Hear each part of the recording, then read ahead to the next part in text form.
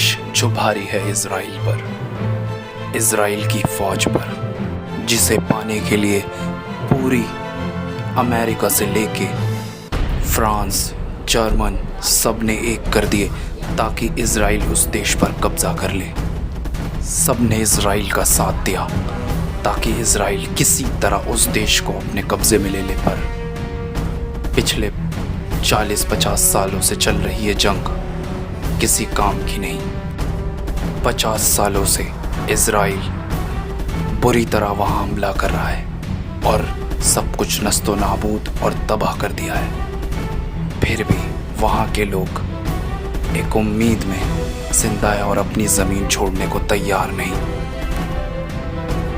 दोस्तों, मैं बात कर रहा हूँ पैलेस्टाइन की।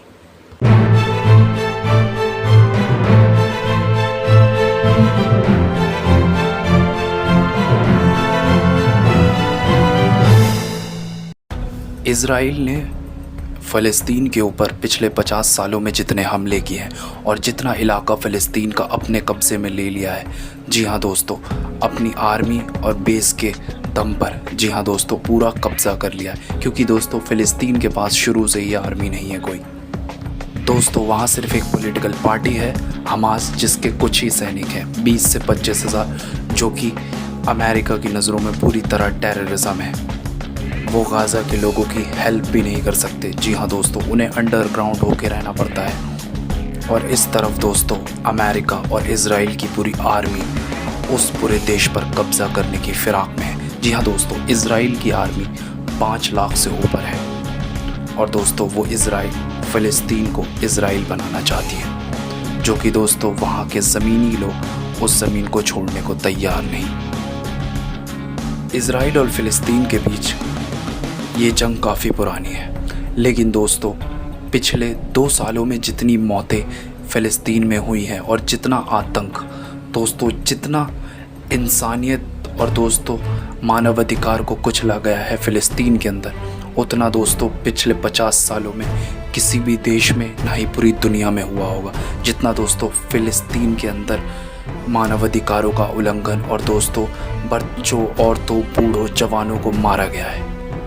दोस्तों 7 अक्टूबर 2023 से इज़राइल के लगातार हमले हो रहे हैं। जी हाँ दोस्तों अब तक 60,000 से ज़्यादा लोग मारे जा चुके हैं।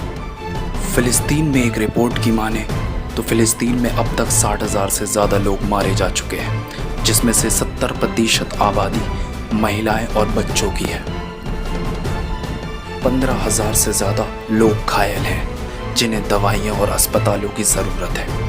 पर दोस्तों इज़राइल ने गाज़ा स्ट्रिप को पूरी तरीके से घेराबंदी कर रखी है और वहाँ पर बिजली, पानी, दवाइयाँ कुछ भी अंदर जाने की अनुमति नहीं दे रहा। दोस्तों एक तरह से वो चाहता है कि फ़लस्तीन वहाँ तड़प तड़प कर मर जाए। फ़लस्तीन दोस्तों पूरा खंडर बन चुका है और दोस्तों वहाँ पर भूखमरी जैसे हालात हैं। सब दवाइयाँ और हॉस्पिटल की कमी से लोग मर रहे हैं, डॉक्टरों की कमी से।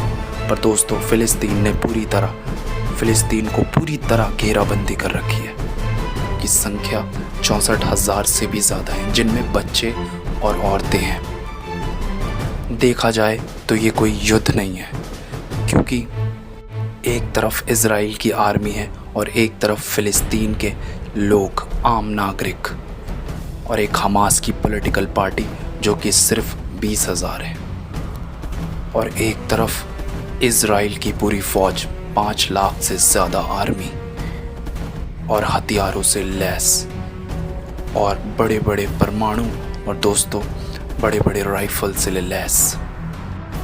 इसमें बार बार सीज़ फायर हो रहे हैं, पर कोई भी सीज़ फायर मानने को तैयार नहीं है। सीज़ फायर एक नाम के लिए होता है, फिर से युद्ध स्टार्ट हो जाता है और नुकसान गाज़ा के लोगों को पूरी तरह मारा जाता है और वहाँ पर मानव अधिकारों का उल्लंघन होता है। अगर मैं बात करूँ ट्रम्प की और अमेरिका की, तो अमेरिका ने बड़ी बड़ी जंगें रुकवा दी।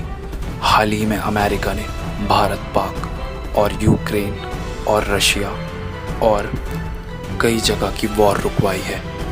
ईरान और इज़राइल वॉर भी ट्रंप ने ही रुकवाई है, बट वो पूरी तरह से असफल है अमेरिका इज़राइल और फ़लस्तीन की वॉर रुकवाने में। वहाँ के आम नागरिकों को मरने के लिए छोड़ दिया गया है। वो किसके सहारे हैं किसी को नहीं पता। वहाँ रोज़ हज़ारों मौतें हो रही हैं।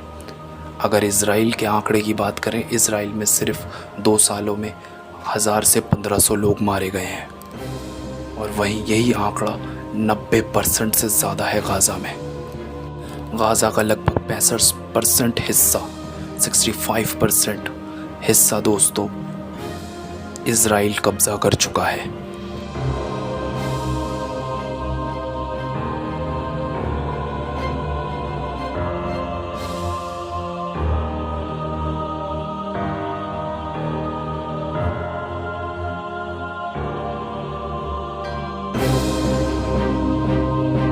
ने 12,000 से ज़्यादा फ़लस्तीनियों को कैद करके रख रखा है। इज़राइल के साथ फ़लस्तीन की ये कोई युद्ध नज़र नहीं आता, क्योंकि ये एक तरफ़ा तबाही नज़र आती है कि फ़लस्तीन में पूरी तरह तबाही मचा देना गाज़ा में, और जो कि हो रहा है। वहाँ के अस्पताल, स्कूल, कॉलेज सब कुछ ख़त्म हो चुके हैं। वहाँ पर दवाइयाँ कुछ भी नहीं है। मानव अधिकारों की ज़रूरतों का बिल्कुल ख्याल नहीं रखा जा रहा, और हिटलर से भी ज़्यादा बुरा हाल किया जा रहा है फ़लस्तीन के लोगों का। बेकसूर औरतों और बच्चों को मारा जा रहा है। मानव अधिकार की कोई सीमा नहीं रखी गई। गाज़ा को इज़राइल ने चारों तरफ से घेर कर नाकाबंदी कर रखी है। वहाँ पर एक सुई तक नहीं जा सकती उसकी मर्ज़ी के बगैर। इसी का फ़ायदा उठाते हुए इज़राइल गाज़ा में ना ही दवाइयाँ, ना ही खाना, ना ही कोई भी रिसोर्सेज पहुँचने दे रहा है जो कि उनको जीने के में मदद करे।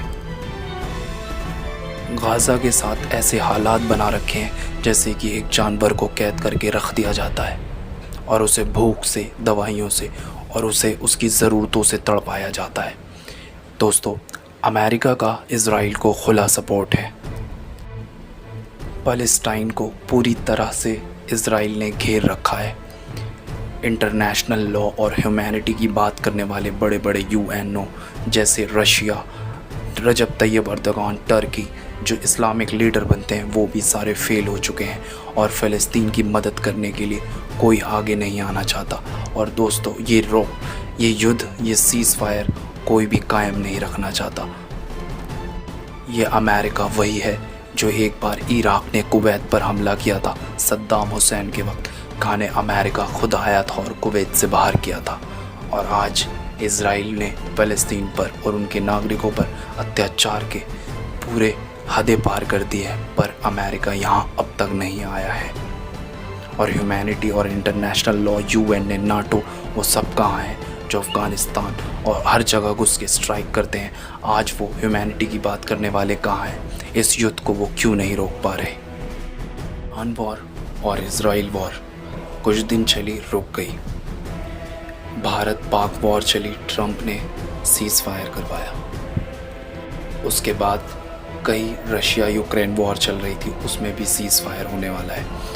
पर मेरी बात यह है कि फ़लस्तीन और इज़राइल की वॉर क्यों नहीं रुक रही? फ़लस्तीन को राज्य का दर्जा क्यों नहीं दिया जा रहा? और फ़लस्तीन को कवर करने अमेरिका क्यों नहीं आ रहा? और एक देश, जबकि आज जितने भी मुल्क और देश हैं सब इंडिपेंडेंट हैं, तो फ़लस्तीन को इंडिपेंडेंट होने का अधिकार क्यों नहीं, और वो एक राज्य क्यों नहीं बना सकता?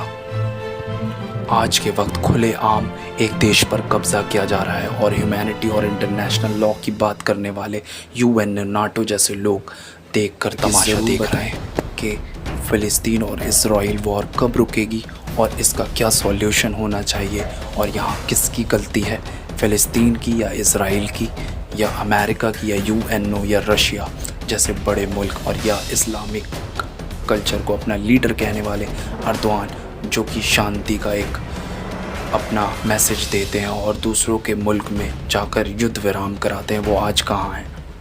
तो मिलते हैं अगली वीडियो में। चैनल को लाइक करें, सब्सक्राइब करें, वीडियो को ज़्यादा से ज़्यादा शेयर करें।